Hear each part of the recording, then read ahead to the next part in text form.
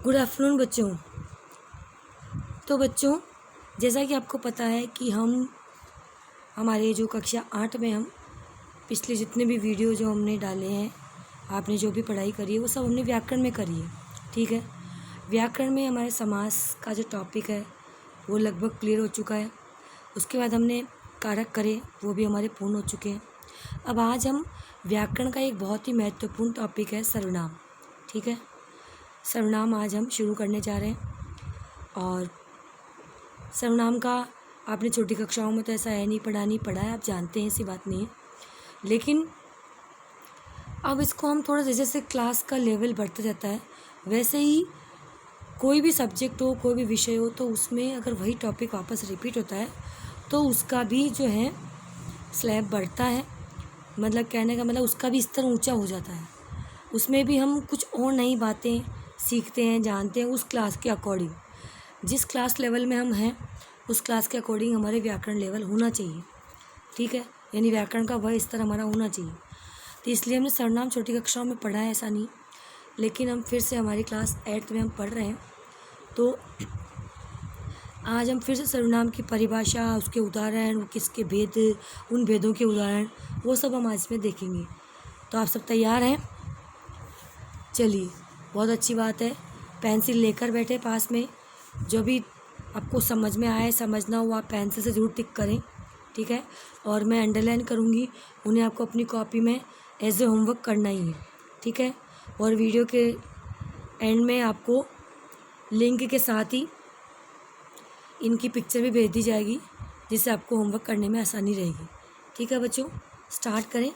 चलिए, सर्वनाम इंग्लिश में कहलाते हैं प्रोनाउन। नाउन तो कहलाती है संज्ञा। ठीक है, और प्रोनाउन यानी सर्वनाम। और हिंदी में सर्वनाम, इंग्लिश में प्रोनाउन। सर्वनाम क्या होते हैं? देखिए परिभाषा।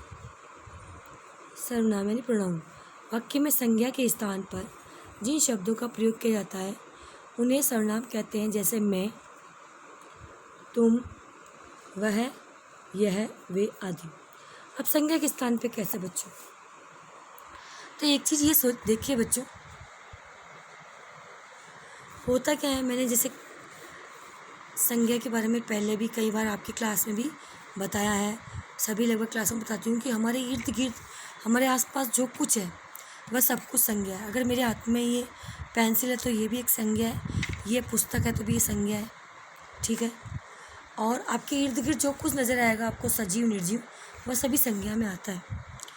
लेकिन जहाँ हम संज्ञा प्रयुक्त नहीं कर सकते, बार बार संज्ञा का प्रयोग नहीं किया जाता, वहाँ पर हम सर्वनाम का प्रयोग करते हैं। जैसे एक उदाहरण के तौर पे देख लीजिए कि जब मेरे से पूछा गया कि आपका नाम क्या है, तो मैं अपना नाम बताऊंगी।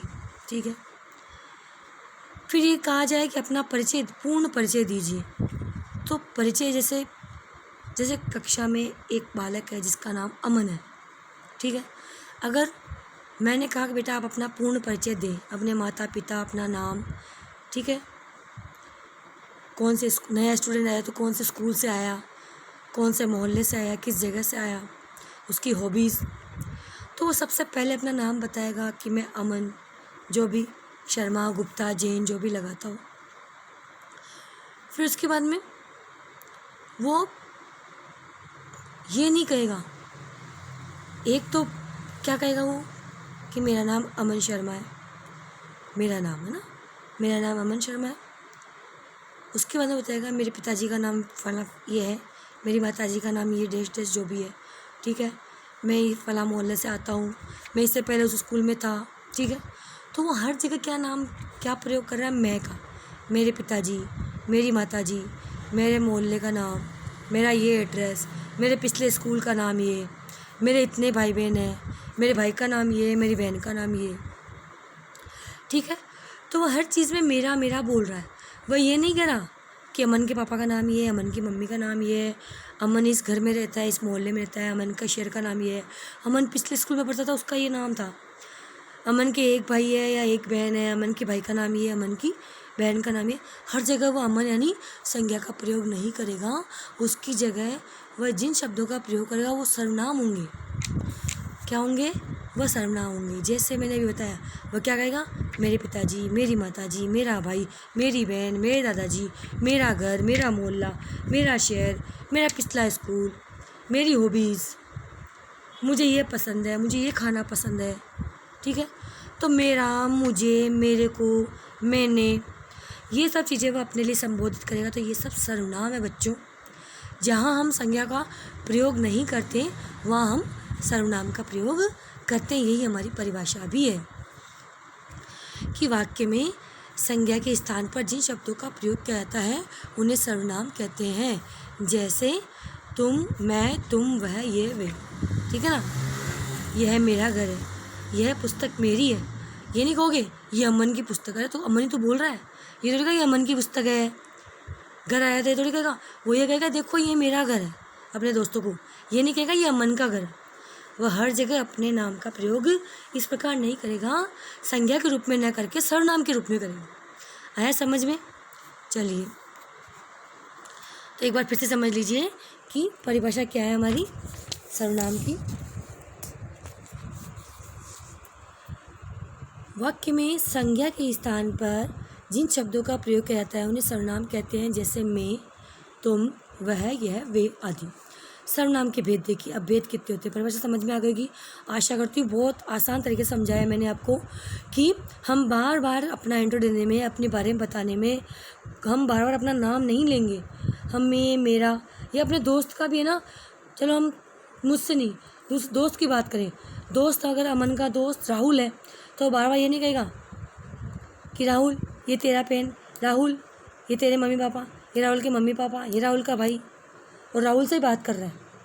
बल्कि एक बार बोलेगा अच्छा राहुल, अच्छा ये तुम्हारे मम्मी पापा है, ये तुम्हारी मम्मी है, ये तुम्हारा भाई है, ये तुम्हारा घर है, ये पेंसिल तुम्हारी है, ये पुस्तक तुम्हारी है, ये बैग तुम्हारा है, ये लंच बॉक्स तुम्हारा है, ये बॉटल तुम्हारी है। तो वह सेकंड पर्सन के लिए, ठीक है ना। इसमें भी आगे पढ़ेंगे अपन first person, second person, third person जो होते हैं इंग्लिश में सीखते हैं। हमारी हिंदी में भी सर्वनाम में आएंगे प्रथम पुरुष, ठीक है ना, मध्यम पुरुष और उत्तम पुरुष। मध्यम प्रथम की जगह आता है इसमें उत्तम पुरुष, मध्यम पुरुष और अन्य पुरुष, ये आएंगे भी सर्वनाम में। लेकिन सामने वाले के लिए बात करते हैं तब तुम, तुम्हारा, तेरा, तुझको, तूने, इस प्रकार के शब्दों का प्रयोग करेंगे। ये सर्वनाम ही है। और अगर बड़े हैं तो आप, आपका, आपने, आपको, ये सर्वनाम है। ठीक है, ये सर्वनाम है जो संज्ञा के स्थान पर प्रयुक्त होते हैं। अब देखिए सर्वनाम के भेद। सर्वनाम के 6 भेद होते हैं बच्चों। पहला है पुरुषवाचक, दूसरा निजवाचक, तीसरा आपके निश्चयवाचक, तीसरा है चौथा संबंधवाचक, पांचवा प्रश्नवाचक तथा लास्ट में आपके अनिश्चयवाचक। ठीक है, निश्चयवाचक अनिश्चयवाचक को आप पास पास रख सकते हैं ताकि आपको याद करने में दिक्कत नहीं हो। ठीक है, तो क्या हो गया, सर्वनाम शब्दों के 6 भेद, पुरुषवाचक, निजवाचक, निश्चयवाचक, संबंधवाचक, प्रश्नवाचक और अनिश्चयवाचक सर्वनाम। ये 6 भेद होते हैं। आपको इन्हीं 6 भेदों के नाम बिल्कुल क्रम से लिख लेने अपनी नोटबुक में। ठीक है, अब एक एक को समझते हैं। पुरुषवाचक सर्वनाम क्या होता है? पुरुषवाचक सर्वनाम जिस सर्वनाम का प्रयोग किसी पुरुष या स्त्री के लिए तथा जिसमें बोलने वाले, सुनने वाले तथा जिसके संबंध में कुछ कहा जा रहा है, इन तीनों में से किसी एक पुरुष का बोध कराया जाए उसे पुरुषवाचक सर्वनाम कहते हैं। देखो क्या कह रहे हैं, फिर से समझना कि जिन सर्वनाम का प्रयोग किसी पुरुष या स्त्री के लिए होता है तथा जिसमें बोलने वाला जो बोल रहा है, सुनने वाला दूसरा सुनने वाला, पहला तो फर्स्ट इंग्लिश में बोलते हैं फर्स्ट पर्सन, सुनने वाला सेकंड पर्सन, या जिसके संबंध में बात की जा रही है थर्ड पर्सन तीसरा आदमी। ठीक है, इनके बारे में कुछ कहा जा रहा है, इन तीनों में से किसी एक पुरुष का बोध कराएगा। भाई किसके बारे में बात हो रही है? मैं बोला तो यानी मेरे बारे में बात हो रही है, तुम बोला यानी सेकंड पर्सन के लिए जो सुन रहा है उसके लिए बात हो रही है, और उसने है ना, इसने, उसने, तो ये बात हो रही है उसका, तो इसका मतलब थर्ड पर्सन की बात हो रही है, यानी कि तीसरे किसी अन्य पुरुष की बात हो रही है। तब हमें जिसका हमें बोध कराया जाए कि भाई किसके बारे में बात हो रही है? बोलने वाले के बारे में बात हो रही है, सुनने वाले की बात हो रही है, या दोनों जिसके बारे में बात करें उसके बारे में बात हो रही है, उसे पुरुषवाचक सर्वनाम कहते हैं। मैं आता है बोलने वाले में, क्योंकि मैं हूँ यानी मैं बोल रही हूँ। तुम सुनने वाले में, अभी भी तुम सुन रहे हो, मैं बोल रही हूँ, तो मैं बोलने वाली मैं आ गई, तुम सुनने वाले में आ गए वह। हम अगर किसी थर्ड पर्सन की बात करें तो देखो वह तो बहुत ही चालाक बच्चा है, वह बहुत ही होशियार बच्चा है। तो हम किसी तीसरे की बात कर रहे हैं, जिसके सामने बात करें तो वह तीसरा पर्सन। ठीक है। अब पुरुषवाचक सर्वनाम के बच्चों 3 भेद हैं। ठीक है। आगे तीनों के तीनों यही होंगे, बोलने वाला, सुनने वाला और जिसके बारे में बात कर रहे तीसरा आदमी। ठीक है। देखिए कैसे, पहले तो समझ में आ गई होगी पुरुषवाचक सर्वनाम। ये यहाँ से यहाँ तक निशान टिक लगा रही हूँ मैं, यहाँ से आपको पूरा मतलब यहीं से यहाँ से पूरा आपको करना है इसके उदाहरण सहित। अब इसके तीनों पे देखिए, उत्तम पुरुष, उत्तम पुरुषवाचक, जिस सर्वनाम का प्रयोग बोलने वाला स्वयं अपने लिए करे, उत्तम पुरुष कहते हैं। और इंग्लिश में इसे फर्स्ट पर्सन है ना, देखो लिखा हुआ भी इसमें फर्स्ट पर्सन, मध्यम पुरुष सेकंड पर्सन, अन्य पुरुष थर्ड पर्सन। ठीक है। यानी जो बोलने वाला, जो बात करने वाला अगर अपने बारे में बात करा तो वो उत्तम पुरुष कहलाता है। जिस सर्वनाम का प्रयोग बोलने वाला स्वयं अपने लिए करे उसे उत्तम पुरुषवाचक सर्वनाम कहते हैं। जैसे अब जैसे देखो खुद के संबंध में कितने शब्द हैं, मैं, मेरा, मेरी, मेरे, हम, हमारा, हमारी, हमारे, मुझको, मुझे आदि। अगर 2 जन एक साथ बात करें तो वो ये कहेंगे हम। ये अगर हमारे 2 भाई बहन कह रहे हैं कि हम दोनों, 2 भाई बहन क्या कहेंगे, हम दोनों आदिनाथ कॉन्वेंट स्कूल में पढ़ने आते हैं, तो क्या कहा, हम दोनों। हमारा, ये घर हमारा है, हमारी मैम का नाम ये है। ठीक है। हमारे घर के आगे एक छोटा सा लॉन है। ठीक है। तो इस प्रकार से हम, हमारा, हमारी, हमारे, तो हम जब बोलने वाले अपने बारे में बता रहे हैं तो इस प्रकार के शब्दों का प्रयोग करते हैं। मुझको, मुझे, ये चीज़ मुझे चाहिए, या मुझको ये कार्य करना है आज। इस पर स्वयं के बारे में जो बोलने वाला है वह स्वयं के बारे में बात कर रहा है, स्वयं के लिए कर रहा है, तो वो उत्तम पुरुष कहलाता है। ठीक है। ये अंडरलाइन कर रही हूँ, ये भी आपको अपनी कॉपी में करना है। सेकंड पर्सन देखिए, मध्यम पुरुष, जिस सर्वनाम का प्रयोग जिस सर्वनाम का प्रयोग वक्ता सुनने वाले के लिए करे, वक्ता यानी कहने वाला, यानी कि मैं, जिस सर्वनाम का प्रयोग मैं कहने वाली किसी सामने वाले के लिए, सुन रहा है उसके लिए प्रयोग करूँगी। अभी मैं किसके लिए कर रही हूँ, आप लोगों के लिए कर रही हूँ, तो मैंने क्या कहा, आप लोग, तो आप लोग मध्यम पुरुष में आ गए। ठीक है। जिस सर्वनाम का प्रयोग वक्ता सुनने वाले के लिए करे उसे मध्यम पुरुषवाचक सर्वनाम कहते हैं। जैसे तुम, तू, तेरा, तुम्हारा, तुम्हारी, तुम्हारे, तुझे, आप, आपका, आपकी, आपके आदि।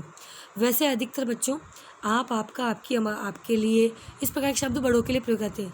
लेकिन आजकल एक प्रचलन में है कि तू शब्द तो लगभग हिंदी में से हट ही गया, हम इसका प्रयोग नहीं करते हैं। तू शब्द को थोड़ा सा निम्न स्तर का मानते हैं, इसलिए तू ऐसा कर नहीं बोलते हैं। तुम या अगर बोलेंगे तो तुम ऐसा करो, तुम शब्द का प्रयोग करेंगे, तू शब्द का प्रयोग नहीं करते हैं। और आपसे भी यही रिक्वेस्ट है कि कभी इस शब्द का प्रयोग ना करें, तू नहीं कहते किसी को भी। जहाँ तक हो सके वैसे तो छोटा हो चाहे बड़ा हो आप कहिए, यही अच्छी भाषा का एक सभ्य मनुष्य की सबसे अच्छी निशानी यही है कि वो सामने वाला छोटा हो चाहे बड़ा हो उसे आप कहता हो। ठीक है। तो चलिए, तो मध्यम पुरुष यानी बोलने वाला व्यक्ति जिसके बारे में बात कर रहा है सामने वाले के बारे में, तो उसके लिए क्या आएगा, उसके लिए तू, तुम, तेरा, तुम्हारा, तुम्हारी, तुम्हारे, तुझे, आप, आपका, आपकी, आपके। ठीक है। इस प्रकार के शब्दों का प्रयोग करेगा। ये आपका मध्यम पुरुषवाचक सर्वनाम है।